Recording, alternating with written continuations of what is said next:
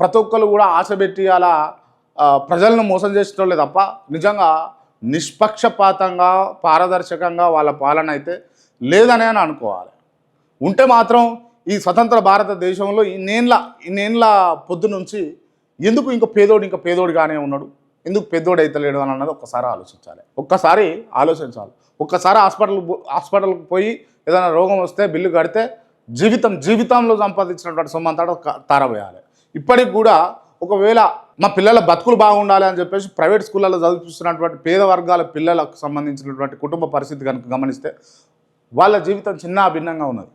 సంవత్సరానికి ₹1,00,000 అంటే సంవత్సరానికి వాళ్ళకు బ్యాగులంటే, పుస్తకాలంటే, లేకపోతే ఈ బట్టలంటే, లేకపోతే పెన్నులంటే ఇటువంటి అన్నిటి వల్ల వాళ్ళ అంటే ఇక చెప్పొద్దు కానీ ఓ రకంగా చెప్తే వాళ్ళు రక్తం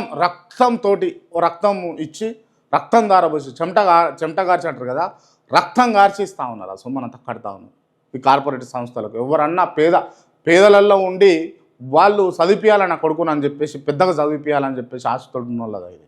సో ఇది నడుస్తూ ఉన్నది.